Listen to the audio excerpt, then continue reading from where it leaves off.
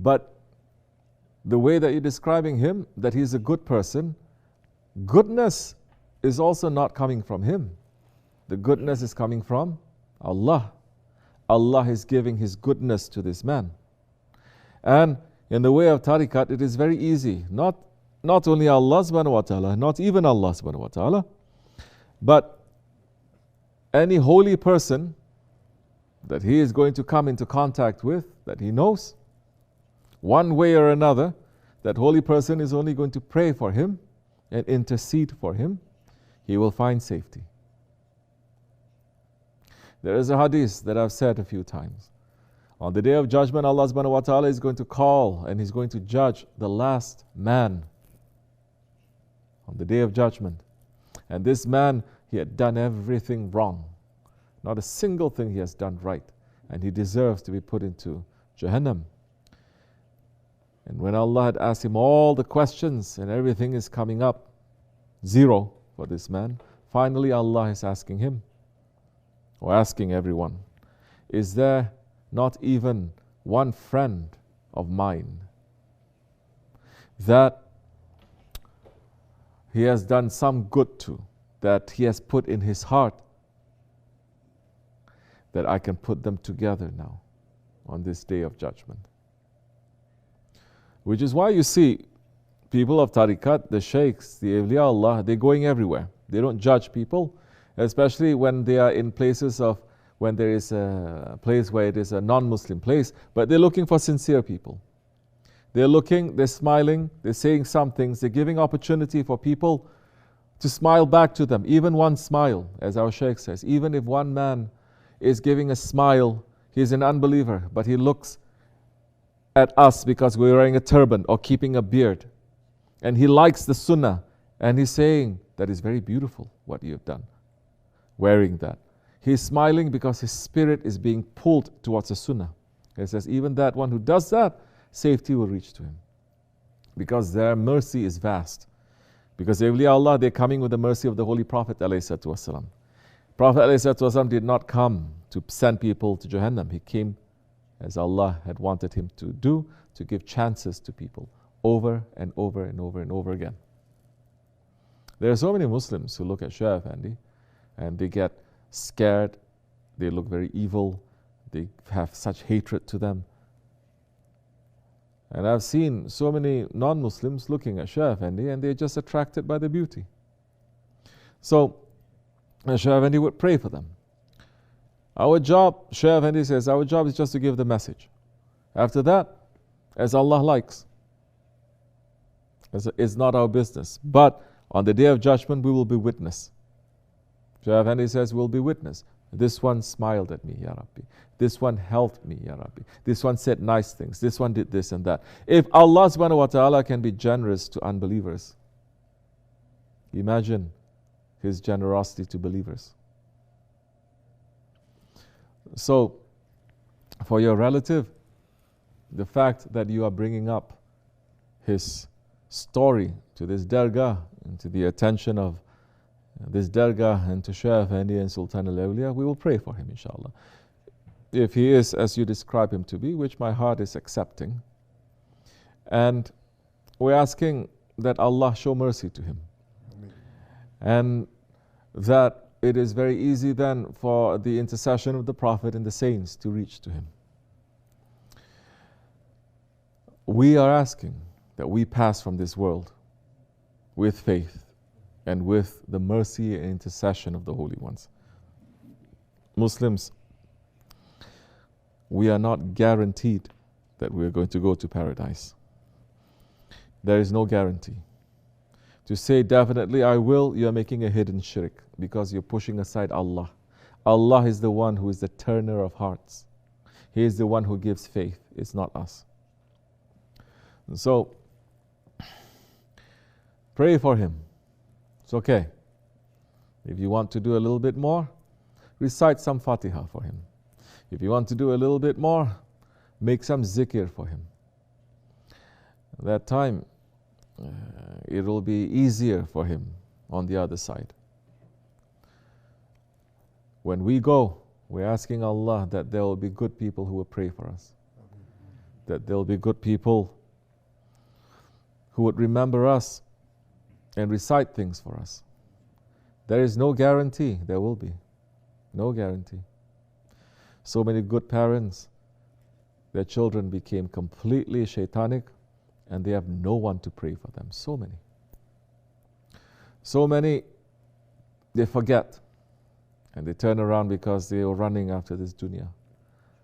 To have a salih child or a salih friend, a righteous friend who will remember you when you pass, that is very, very, very rare in these days because people are very busy with their lives.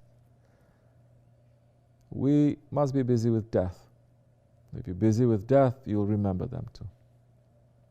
May Allah forgive me, inshallah, and bless you. Assalamu alaikum. Okay. I know Wahhabis are not going to be very happy with my answers. They're going to say, no, it's Jahannam. But doesn't matter. Ya Allah. I'm not, on the other hand, going out of the way to say that, such a person that is greatest saint or this or that. No. But that person sounds like a very kind person. We should all learn from that, to be kind. And Allah is also just. Not only merciful, He is just. He is not going to give something that the person does not deserve. Shaykh Effendi said so many times, it is easy. He says, it is easy. Even when the person is in azab, when the death is coming to visit him, to take his life, that one friend of Allah will be there to just tap him on the shoulder and say, wake up, recite this, say this. It is easy for the awliya Allah to do that. And the person that time, he has no other choice because the reality is standing in front of him, but to obey. That power is given to the awliya Allah.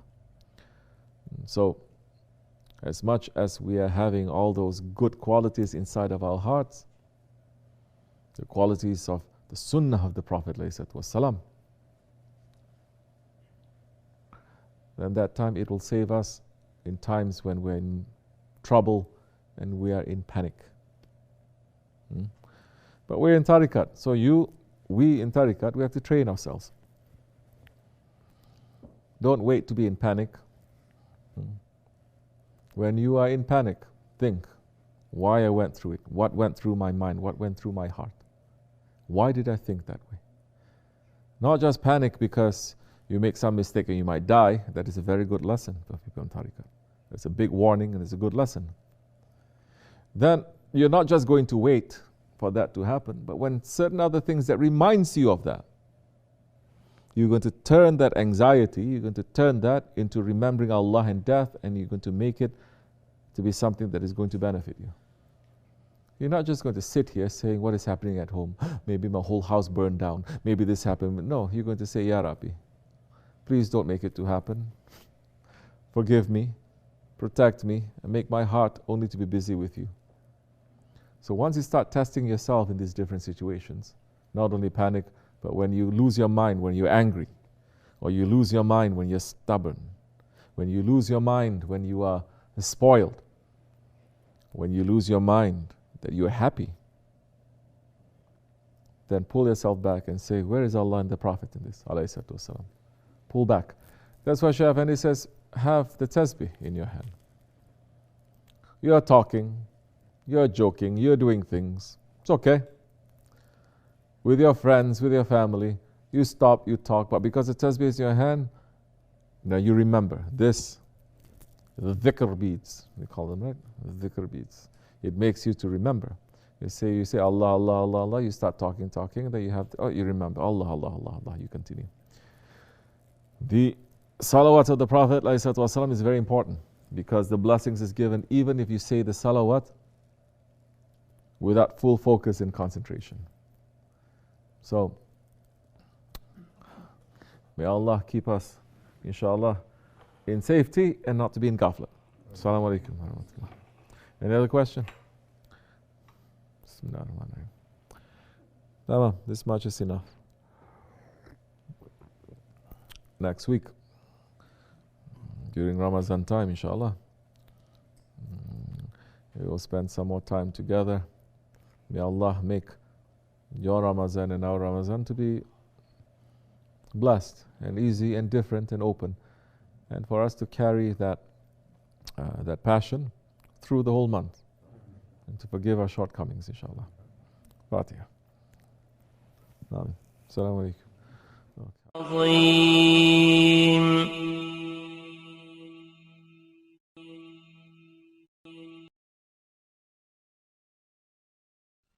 بسم الله الرحمن الرحيم